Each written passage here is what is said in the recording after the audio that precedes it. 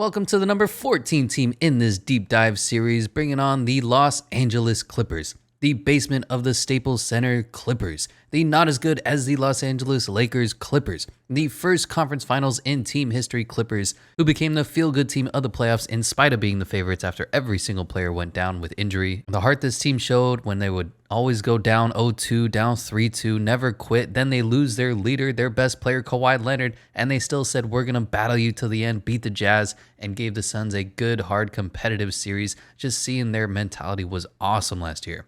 The only reason, though, that they're coming in this low at 14th instead of being a top 5 team in this series is because who knows if Kawhi is coming back next season at all. You take into account that it's a knee issue, and nobody has more crickety knees this side of Greg Oden than Kawhi. You take into account he literally fought the San Antonio Spurs, the classiest and undisputedly top 5 run organization in the NBA, with most people saying they're number 1 overall, and we're the first team to load manage and cater to less durable players because of injury. You take into account he beefed with one of the best coaches in the game and said, screw y'all, I'm out, and they sent his ass out of the country. You take into account his injury occurred late in June, and he's going to need to rush back to get reintegrated into the team and play some regular season games before they start their playoff run. You take into account, by all reports, Kawhi Leonard is one of those players who never plays dinged up. It requires that he's always 100% or he sits. And you take into account Kawhi Leonard is starting to suss the Clippers health management team, upset with their quote-unquote undetermined timetable they gave to him to return, the exact same thing he did in San Antonio. And I say you're lucky if he comes back before the second round of the playoffs, if at all. Hell, maybe he's even going to request a trade saying, I'm done with you, like he did back in San Antonio. Basically, all that is saying this team is still good, and that's why I put them in this next tier, this team that can compete for a conference title if a few things break their way. If a few injuries go their way, if Kawhi Leonard comes back, if the other team's star doesn't play as well as they should, I think this tier of teams, starting with the Los Angeles Clippers, have a chance to compete for the conference finals. And once you make it to the Final Four, anything can happen. Last year, they did come in at 47 and 25, fourth in the Western Conference, and they were 7th in the 2020 power rankings. Of course, everything hinges upon is Kawhi Leonard coming back. But let's talk about the non-Kawhi players on this team. They did lose Rajon Rondo in the offseason, and honestly, good riddance. Initially, Skip Bayless and Clipper Nation as a whole thought he was going to be the answer. The Clippers have been looking for somebody to play the point guard well for the longest time since Kawhi Leonard came over, since they got rid of Shai Gilgeous-Alexander, since Cliff Paul left. They really haven't had a star caliber or even competent facilitator. But for Rajon Rondo to work on your team, for whatever reason, you gotta out-alpha him. Kevin Garnett was the big man on campus out there in Boston. Then he went to the Mavericks, and yikes. Then he went to, I think, Sacramento, bounced all over the place, went to Atlanta. But in LA, he teamed up with LeBron and saw LeBron was the alpha on the team. He respected him, and he said, all right, I'm not gonna fuck shit up. Kawhi Leonard isn't that kind of leader, so Rajon Rondo said, what the fuck is this? I'm bigger than you. I'm better than you. Caused a distraction when Kawhi missed that horrible end-of-game shot, I think against the Jazz, I want to say. I don't remember. But he essentially worked his way out of Los Angeles for the Clippers and said, nah, I'm not doing this anymore. Thankfully, he didn't blow up the team or ruin their playoff run, but he's going to LA now with the Lakers. Good riddance for the Clippers. Patrick Beverley is gone as well. A little bit of I call it a big little loss for the team. He brings a certain gray area toughness to the team, of course. He's not a great player by any stretch, but he has a very disruptive defensive role for the Clippers. Just ask Devin Booker's nose. The problem is he's old and always hurt. The last 2 seasons last year, he played 37 games. Then he played 51, 78, and then 11 games. He just always seems to be out with something somewhere. So while he did turn himself into a 40% three-point shooter, I feel like this is more of an emotional loss for the Los Angeles Clippers than an actual basketball team loss. Lastly, they lost Boogie Cousins. It sounds like he's off to China. Just a brutal career for him. Sacramento Kings, yikes. Then injuries. Then the NBA just kind of passed him and his position away, moving away from big guys like him. Then injuries over and over and over. Then officials these days are purposefully calling fouls on him because of his quote-unquote reputation. At this point, you just can't do anything but feel bad for Boogie. But they did bring in some great players. Keon Johnson in the draft. They brought in Eric Bledsoe. And we'll talk about him. But the most important thing that this team did was keep the existing roster, keep those star pieces together that fueled their playoff run. They re-signed Reggie. They re-signed Nicholas Batum. They have almost everybody coming back. Kawhi Leonard re-signed as well. And with the team so close to their first finals berth and really coherently, competently able to compete for the championship, I feel like keeping this roster, making some minor tweaks here and there is the true solution. Moving on to the point guard ranking, where they're going to come in at 29th. They brought in Eric Bledsoe. There's rumors about them bringing in John Wall as well. Is John Wall really an upgrade over Eric Bledsoe? you look at their numbers, it's kind of a push. I do think John Wall has some all-star talent left in the tank on a playoff team at this point in his career. Age-wise and play-wise, Ben Simmons maybe could work, but what are you going to have to give up to make contracts for that work? So at this point, instead of trading for John Wall, instead of trading for Ben Simmons, I think they should just wait to see if somebody becomes available on the buyout market. LA is, of course, a destination city, and a lot of people, myself included, have the LA Clippers as a team that's going to be competing for the title once Kawhi Leonard comes back, if he does. But for Eric Bledsoe, he is going to be my point guard one. I think he's going to start over Reggie Jackson just because Reggie Jackson isn't a primary ball handler. I'm totally in on Reggie Jackson. I think he's 10 times the player Eric Bledsoe is right now.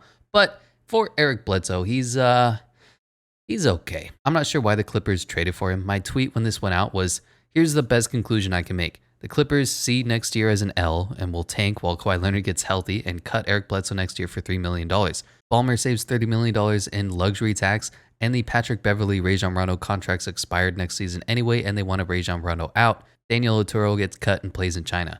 Eric Bledsoe's, he's okay. He's still a decent defender. He just really can't shoot the three. Shot 34% last year and had a really bad season out there in New Orleans. He's the same player physically, so we can't rely on his athleticism to be a great slasher. I expect the Clippers to continue to look for a true facilitator in this offense because Paul George isn't built to carry the entire team LeBron-esque, no matter how good he balled out in the playoffs, and Eric Bledsoe isn't that answer as well. But for the meantime, he's able to keep this team afloat while they're waiting for their king Kawhi to come back. Moving on to Reggie Jackson, and Reggie really impressed me in this playoff run. He turned the Clippers from a big two into a big three. He was electric, reliable, provided a spark to their offense, made tough shots and step back threes, and for long stretches, he was their best player on the court. He bumped his regular season points per game average from 10 points a game in the regular to almost 18 in the playoffs. The dude was incredible. I love Reggie. I love his effort. I love his swagger. I love how much he brought to the Clippers and how much he was rewarded. Kind of like Bobby Portis, the team in town embraced him. He got a max deal that the Clippers were able to offer at 2 years, $22 million.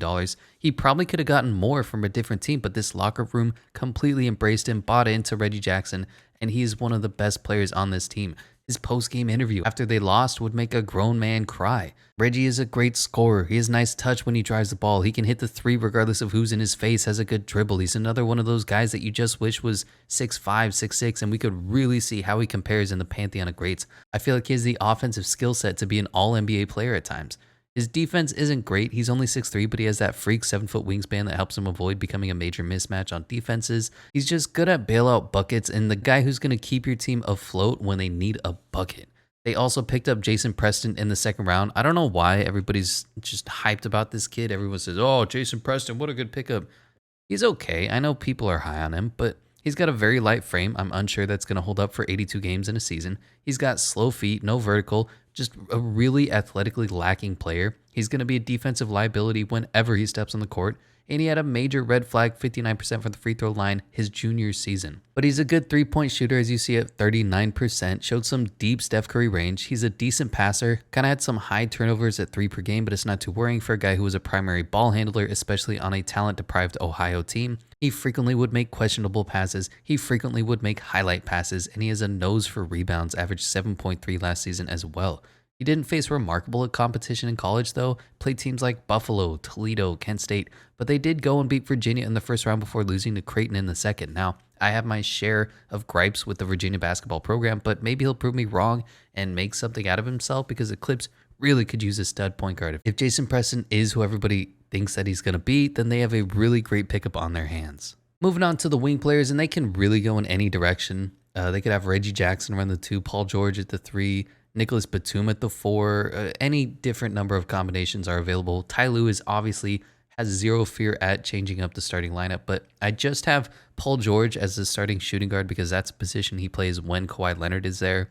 Terrence Mann essentially filling that Kawhi Leonard role, and I think Marcus Morris Sr. is going to play the 4 for them like he did much of last season. As for Paul George, Pandemic P, I've him listed at the 5th ranked shooting guard in the league. He really shed the title as he led the Clippers over the Jazz and fought his ass off against the Suns. And save for a few choke jobs, close out Chris becoming the best closer in NBA history for a few games, and a wild DeAndre Ayton alley-oop with like 1/1000th of a second left, you could have seriously seen an LA Clippers finals birth. And playoff P played point guard P in the playoffs and did pretty well. He was very valiantly trying to play that facilitator role on the team when they were lacking that. He played the most minutes out of any player in one playoff run. At one point, he was like 135 minutes higher than the second highest guy. That's like 3.5 more games played than anybody else. Now, his natural role is scorer number 2, but Paul George gets buckets. He's a legit tough shot maker, has a great handle, has a sweet stroke, shot 41% from the three-point line last season, 23 points, 6 rebounds, 5 assists, almost 60% true shooting. The dude is all NBA great. I'm not sure how the PG-13 trade is planned out for the Clippers yet. I understand the way that Kawhi was holding them hostage. The trade was really every single first-round pick ever and Shai Gilgeous-Alexander for Paul George and Kawhi Leonard, but has it worked out for them? Kind of yet to be seen. Sometimes Paul George still makes those boneheaded mistakes, too cool for the room, and turns over the ball unnecessarily. PG chokes too, don't get me wrong. You look at his playoff clutch stats, he shot 4 of 11 from the field, which was second worst for shooters with 10-plus attempts in last year's playoffs.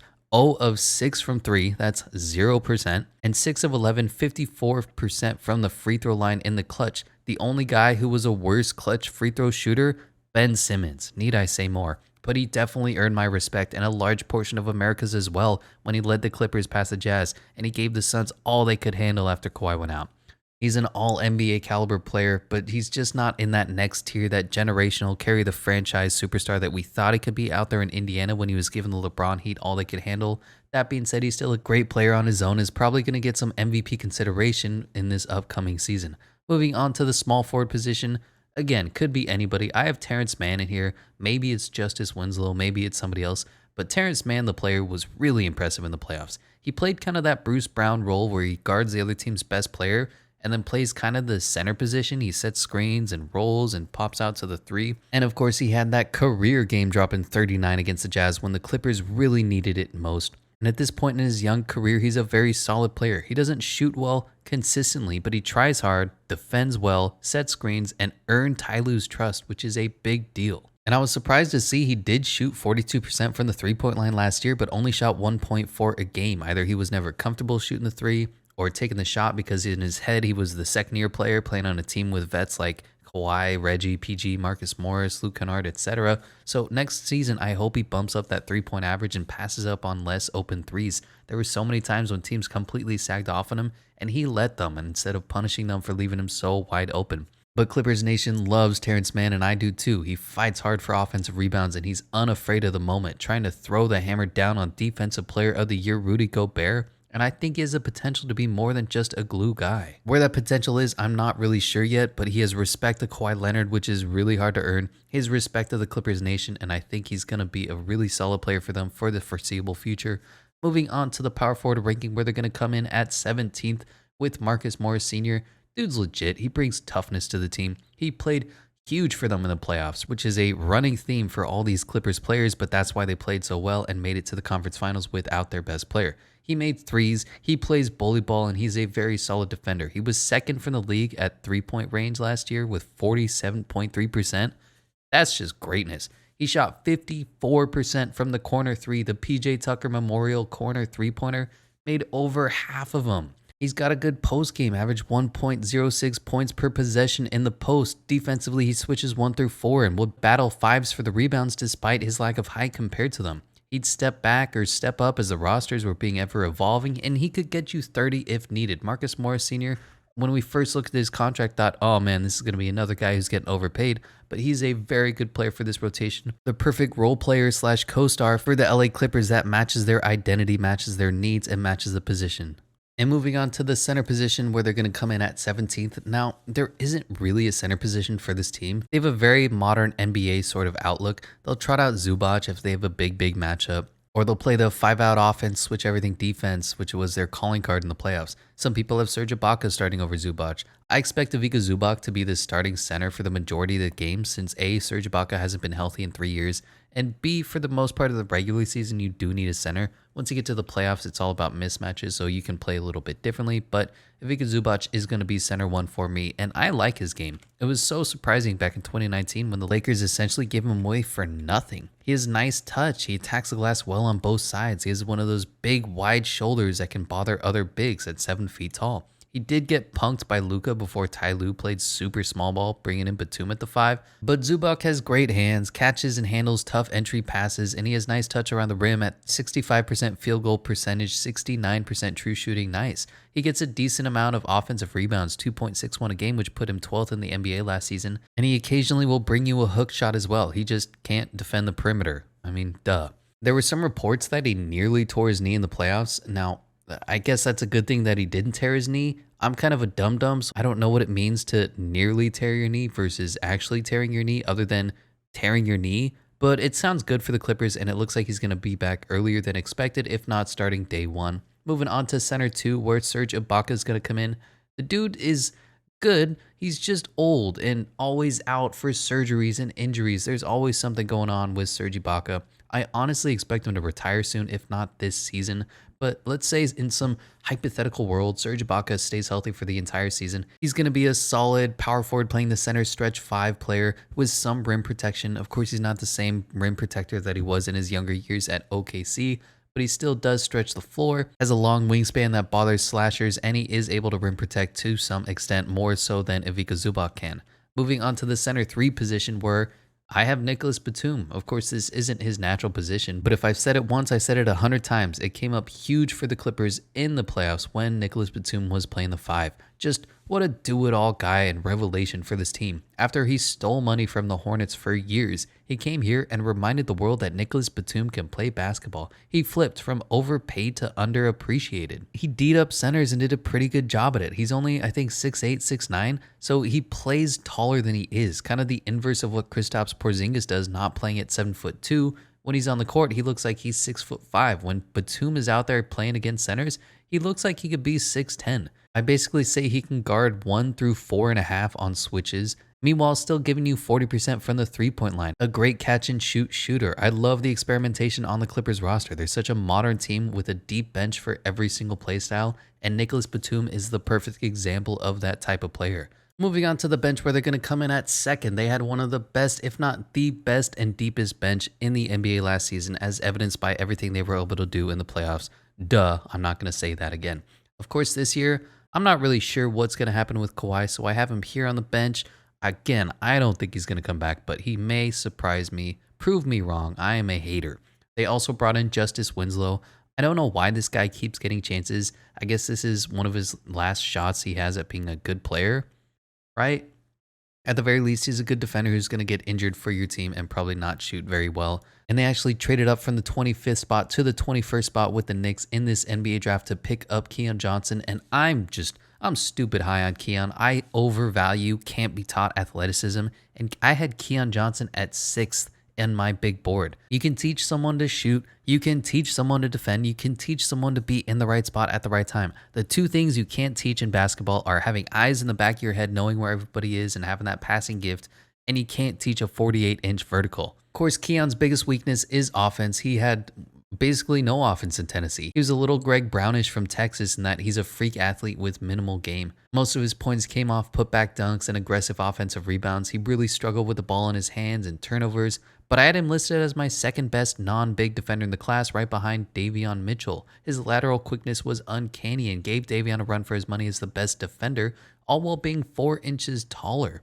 My blurb for Keon is that he's the natural athletic freak with no game. His offense lacks polish, but he has potential with a clean-looking catch-and-shoot 3 despite the low percentage, and a high-elevation mid-range pull-up jumper that reminds you a bit of Russell Westbrook. He lacks ball-handling skill, and his only move is to drive hard or drive harder, but he does have a nice floater game to fall back on. His passing is rough, often missing an open man or hitting them inaccurately. He was also a turnover machine, averaging slightly more turnovers than assists, 2.6 to 2.5. He'd frequently mishandle the ball in the fast break, in the post, at the 3. Anywhere he was a sloppy handle or a brainless travel. His freakish speed gave him a great first step and was an avid offensive rebounder, usually putbacks being his best offense. He had no plan when driving and will need to develop this part of his game. Defensively, he was a legend. He has freakish lateral quickness and was silky smooth, staying attached to his man on and off ball, fighting through screens or forcing up a tough shot. He's got active hands in the vertical to make an incredible weak side block, and also provided great help D in specific situations. He would also miss a cut here and there, as most freshmen tend to do. He's freaky fast, has freaky hops and freakish agility. I think he's shorter than his listed 6'5", but I do have him at Russell Westbrook, Victor Oladipo, freak athlete comparison. He goes all out on loose balls and will try his ass off and is going to be good for this Clippers team, especially bringing some youth to their roster. Also here is Luke Kennard, kind of a hilarious path that he took to be on their backup lineup, but he gets traded from the Pistons, signs a mega deal, then gets relegated to the thirds, then gets thrown in during the playoffs while Ty Lue was searching for answers and was a revelation for the team. Came up clutch, made buckets, and now is finally back in the rotation where he was when he started. Luke Kennard, you know who he is. He's a good three-point shooter. They also picked up Brandon Boston Jr. in the second round. I personally think he should have stayed in college. If he had 1 year of solid development, I think he would come out as a high first-round pick next season. He just struggled really bad in Kentucky. The game went too fast for him, and he's probably not going to see minutes for a few years as he develops his game. My blurb on him is BJ fell pretty hard since his top 10 ranking coming out of high school. The college game just seemed to play too fast for him, and while he did look better in the latter half of the season, he would greatly benefit from returning to college for a full, normal year of practice and training. At this point in time in his career, he's a three-point specialist with a quick trigger despite having a poor three-point percentage. His game goes as his three does. If it falls, he plays well. If not, he doesn't. He's a slow first step, a very poor dribble, lazy passing, bad touch around the rim, and will get tunnel vision in transition instead of making the right basketball play, but he can really heat up from three, as evidenced by his 21.6 of 10 from the three-point line South Carolina game. But he will go ice cold too. He's learning a dribble pull-up from mid-range, but his shot form changes from shot to shot, and it's still problematic. He has some defensive skills, a quality lateral quickness, and a willingness to fight when being posted up by a bigger man. His long arms help reaching in passing lanes and contesting shot. It just appears his reaction time and awareness is too low to play. He's frequently lost ball watching and a step behind every other player off ball, and is prone to being jumpy while being faked out by a nice pump fake. He found his calling late at Kentucky as a three-point specialist, but I'm just not sure he's good enough at anything yet to earn minutes at the next level, especially because the NBA is so much faster and the talent pool is so much higher than the college level. And before I talk about the guys who are battling for a roster spot, I do want to touch on Kawhi a little bit. What can I say about this guy? The only thing is when he was last seen healthy was like 2015, but he was an all-defensive first-team guy. He's a top 3 mid-range assassin game, probably only behind Kevin Durant and DeMar DeRozan as the best mid-range shooter. Maybe you could argue he's in competition with Chris Paul with his parallel to the ground fading away elbow jumper. He became a three-point sniper at near 40% despite having zero arc in his shots whatsoever. You know what his big hands can do. His only problem is and always will be injuries. He's an old 30 years old. LeBron when he was 30 and Kawhi when he's 30 are vastly different players, and I don't know how much more he's going to be able to play on the court. I don't know how many runs he has left at a championship. On to their final roster spot. They have one spot to fill. My money is that it goes to Isaiah Hartenstein because he played pretty well for the Cavs last year. Gave him 8 points and 6 rebounds, but they did bring in Harry Giles. He's one of those guys who just didn't pan out in the league. He got slammed with injuries. Guys like him with top 10 talent are always going to get a chance in their early 20s because of that potential, and at the very least, Harry Giles is a good singer.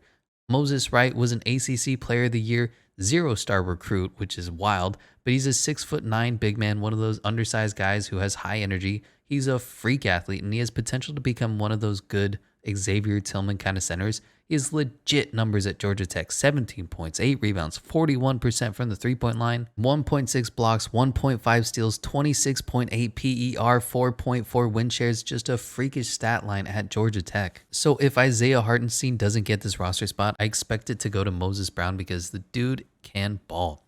Also here is George King. I don't think he sticks around much and gets any contract. And then Isaiah Hartenstein, who was good for the Cavaliers. I really expected the Cavs actually to pick him back up with one of their roster spots before they decided to run 10 deep at the 7-foot position. Down there on the two-way contracts are Jay Scrubb. He was okay. He balled out in some garbage time. He looked pretty trash in some garbage time. He's got a great story though, coming from the hood, struggling with school, got stuck at a Division II junior college, and then finally made it to the NBA. I think last year was going to be his breakout year, but then he dealt with injury, so this year is going to be his breakout year. He's not a great shooter yet, but he's shown flashes of being a good scorer. Amir Coffey got the other two-way contract. I'm not really sure why. I would have put Brandon Boston Jr. here, but maybe they just signed Brandon Boston all the way out. He really struggled in the summer league, and I think this is going to be one of his last few chances before they move on to another young guy to draft and develop. Moving on to the coach and culture ranking, where they're going to come in at 8th.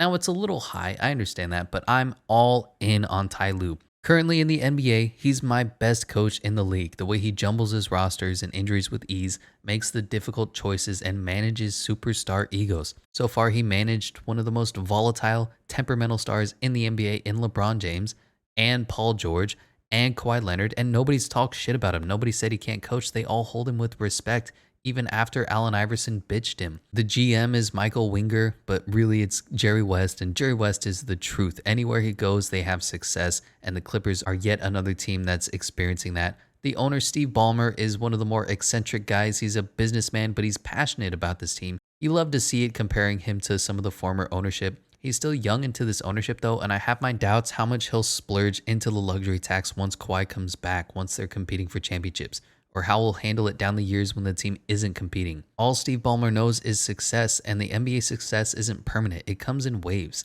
So why it's only 8th after gushing about this team and the head coach and the GM and the culture is that everything in the NBA for your team is built through sustained excellence. And while the Clippers are a very good destination right now with 2 superstars, what's going to happen in the future when they require patience and scouting and drafting and development? Ballmer essentially bought a good team, but is that conducive to actually winning? So far, it hasn't panned out. Maybe with a little luck, we'd be looking at this differently, but we don't live in what if land. We look at the Clippers now, and they made it to a conference finals once, and they lost a 3-1 lead, and Kawhi's injured now. And they're in a very particular culture right now. They cater to Kawhi, as they should, but he's clearly not a vocal locker room leader. He's a bring your lunch pail to work, ball out, and go home kind of guy. He's not going to put himself on the line, and he doesn't bleed Clippers colors.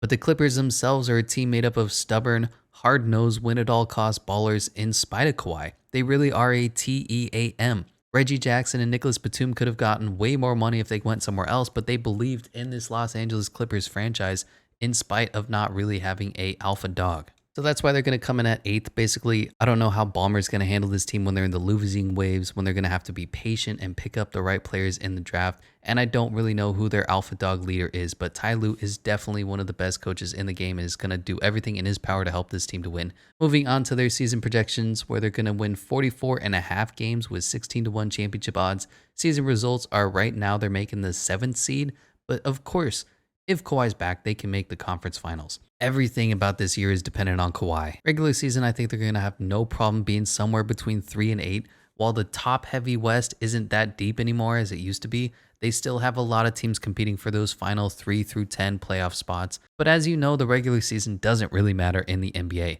All that matters is, does Kawhi come back in time for a playoff run? I'm not sure how many stabs they have left at this championship roster. Kawhi is old, PG's already 31, and he literally snapped his leg in half. Marcus Morris Sr. is 32, Serge Ibaka is an old 32. Nicholas Batum is 32, Reggie Jackson is 31, Eric Bledsoe is 31. Now with the draft and Terrence Mann, they do have a pretty good balance of young and old players alike. I don't know how many more times they're going to have a chance to run this back and come up short again. I say if they don't win in the next 3 years, they're going to have to tear this team apart. But I don't want to be all doom and gloom. If a few things bounce their way, Kawhi Leonard comes back, this team is clearly going to be competing for a conference title, if not competing for the NBA championship. They have their coach, they have the star talent, and they have a believer in me after their last year's playoff run. And that is the Los Angeles Clippers coming in at number 14 in this deep dive series. Let me know what you think, what you agree with, what you disagree with, and I'll catch you in the next one where we go over team number 13.